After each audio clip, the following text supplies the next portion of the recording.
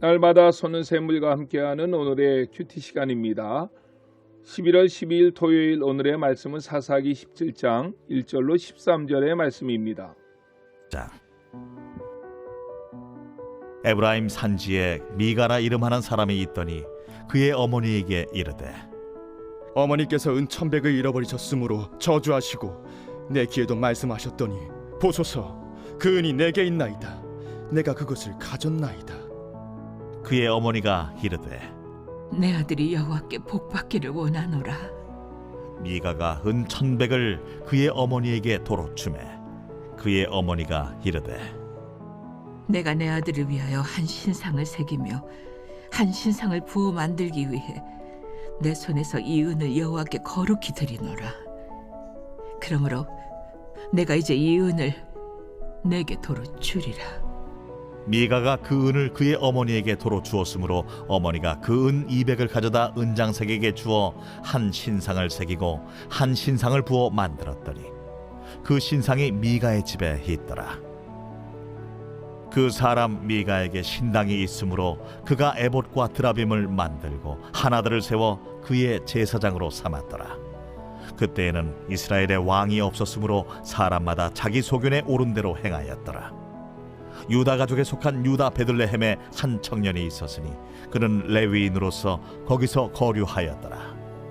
그 사람이 거주할 곳을 찾고자 하여 그 성읍 유다 베들레헴을 떠나 가다가 에브라임 산지로 가서 미가의 집에 이르매 미가가 그에게 묻되 너는 어디서부터 오느냐?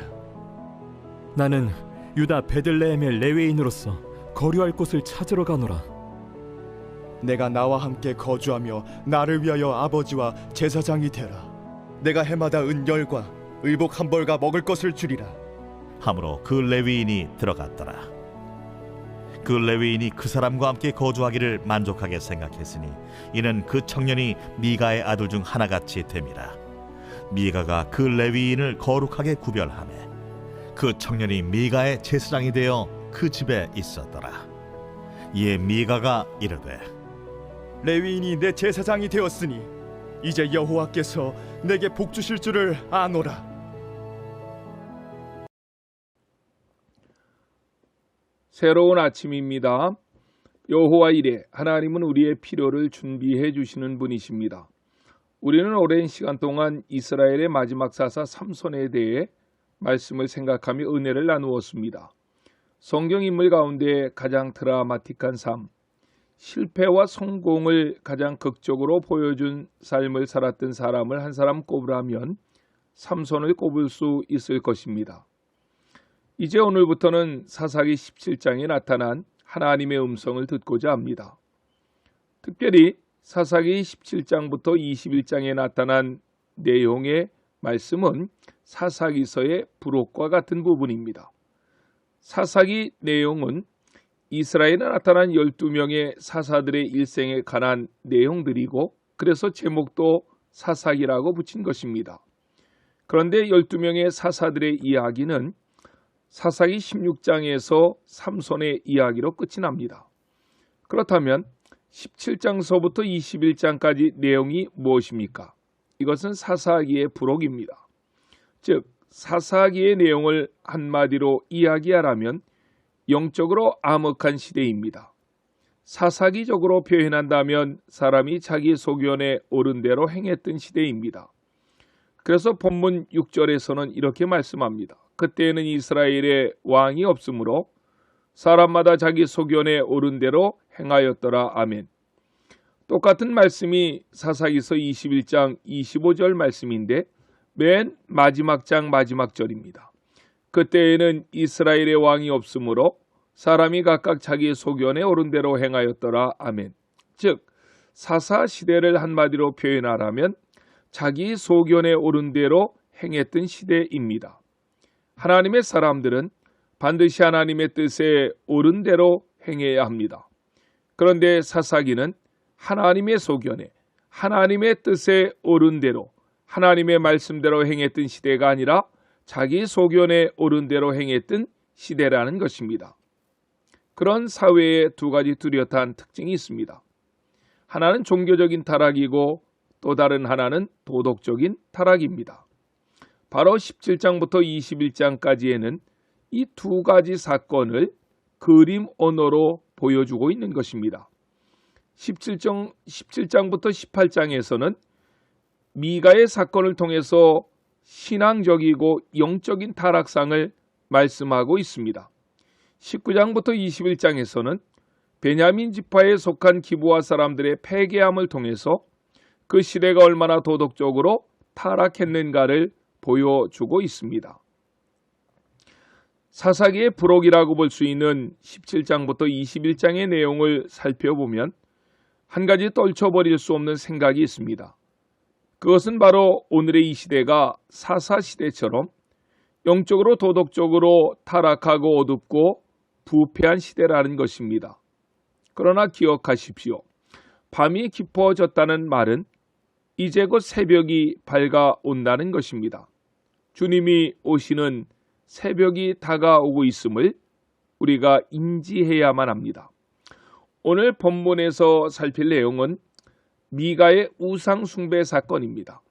성경에 나오는 최초의 이단을 출현시킨 사람이 바로 미가가 아닌가 하는 생각을 해보게 됩니다. 본문의 사건을 요약해 보면 이렇습니다. 에브라임 지파의 미가라는 사람이 있었습니다. 그의 어머니는 상당한 부자였습니다. 그런데 미가라는 사람이 그 어머니의 돈 중에서 많은 돈을 훔쳐냅니다. 정확히 말한다면 3절에 나타난 대로 어머니의 돈 중에 은 1100세겔을 훔칩니다. 이 돈이 얼마나 되는 돈일까요? 10절 말씀과 비교해 보면 짐작할 수 있습니다. 10절 말씀을 보면 미가가 제사장 한 사람을 고용했는데 그 고용 조건을 설명합니다. 미가가 그에게 이르되 내가 나와 함께 거하여 나를 위하여 아비와 제사장이 되라. 내가 해마다 은열과 의복 한 벌과 식물을 주리라. 아멘.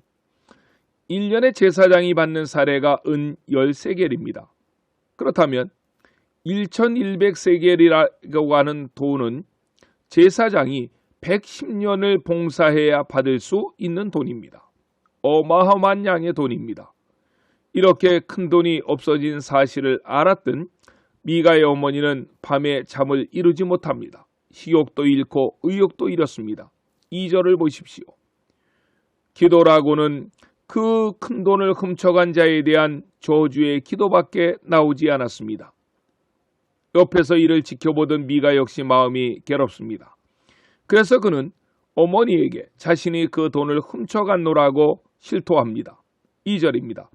그 어머니에게 이르되 어머니께서 은 1100개를 잃어버리셨으므로 저주하시고 내 귀에도 말씀하셨더니 보소서 그 은이 내게 있나이다. 내가 그것을 취하였나이다. 아멘. 그리고 그가 훔쳐간 은 1100세겔을 어머니에게 도로 갖다 드리자 어머니는 금세 입이 벌어지면서 아들에게 이렇게 말합니다. 내가 복받기를 원하노라 라고 말입니다. 이야기가 여기서 끝났으면 좋았는데 그 어머니는 잃어버린 돈을 찾은 것이 너무나도 감사하여 우상을 하나 만들기 시작합니다. 3절입니다. 미가가 은 1100개를 그 어머니에게 도로 주매 어미가 가로되 내가 아들을 위하여 한 신상을 새기며 한 신상을 부어 만들 차로 내 손에서 이 은을 여호와께 거룩히 드리노라. 그러므로 내가 이제 이 은을 네게 도로 돌리리라. 아멘. 그리고 4절에 보면 은 200냥을 주어서 신상을 커다랗게 만듭니다. 제사장의 연봉은 10냥이었습니다. 만약에 은 100냥, 100만 원으로 잡고도 오늘날로 환산한다면 2억 4천만 원이나 하는 큰 돈을 들여서 미가의 어머니는 거대한 신상을 만들었습니다. 그리고 5절에 보면 에봇과 드라빔을 만들고 한 사람으로 제사장을 세웁니다. 에봇은 당시 제사장이 입던 옷입니다. 그렇다면 드라빔은 무엇입니까? 이것은 당시 가나안 지방에 있었던 우상입니다. 그리고 나서 6절에 무엇이라고 말합니까? 그때 이스라엘의 왕이 없으므로 사람마다 자기 소견에 옳은 대로 행하였더라. 아멘. 그리고 7절로 13절 말씀해 보면 레위인 중에 한 사람을 뽑아 이 종파의 제사장으로 세웁니다. 다시 이 내용을 종합 정리해 보면 처음에는 그 아들이 거에게 돈을 훔쳐갔다가 되돌려 준 것이고 너무나도 고마워서 엄마는 개인 신상 하나를 만들었고 신상을 만들고 보니 허전해서 제사장의 의복이었던 에봇을 만들고 신상이 하나 가지고는 부족한 듯 싶어서 드라빔을 하나 곁들였고 레위인 중에 한 사람을 지명해서 네가 제사장이 되라 라고 합니다. 이런 과정을 통해서 탄생된 종교가 미가의 종교입니다. 그리고 아마도 미가는 교주가 된 것 같고 그 어머니는 교주보다 더 높은 대교주의 자리에 앉아 있었던 것 같은 그런 분위기입니다. 당시 하나님의 집은 실로에 있었습니다. 실로는 미가가 살고 있는 곳에서 멀리 떨어진 곳이 아닙니다. 미가는 에브라임 산지에 살고 있었는데 실로는 에브라임 지파의 지역에 있었습니다. 미가는 가까운 곳에 하나님의 집을 두고 있었지만 자기 욕심을 따라서 그 집에다 자기 멋대로 신당을 세우고 많은 돈을 들여서 우상을 만들어 놓고 제사장을 세웠습니다. 하나님의 종교와 세상의 종교를 완전히 혼합시켜 놓았던 것입니다. 오늘날 교회는 많고 성도는 많지만 참으로 온전히 하나님을 섬기는 자들을 만나기가 쉽지 않은 시대입니다. 세상이 어찌하든지 간에 이 자리에 머리 숙인 저와 여러분들은 온전한 모습으로 하나님께서 우리에게 가르쳐 주신 진리대로 하나님을 섬길 수 있는 참된 믿음의 성도들이 되시기를 주 예수님의 이름으로 간절히 축원합니다. 아멘. 주기도로 예배를 마치고 오늘도 주신 하나님의 말씀을 붙잡고 간절히 기도하시겠습니다. 하늘에 계신 우리 아버지, 아버지의 이름을 거룩하게 하시며 아버지의 나라가 오게 하시며 아버지의 뜻이 하늘에서와 같이 땅에서도 이루어지게 하소서. 오늘 우리에게 일용할 양식을 주시고 우리가 우리에게 잘못한 사람을 용서하여 준 것 같이 우리 죄를 용서하여 주시고 우리를 시험에 빠지지 않게 하시고 악에서 구하소서. 나라와 권능과 영광이 영원히 아버지의 것입니다. 아멘.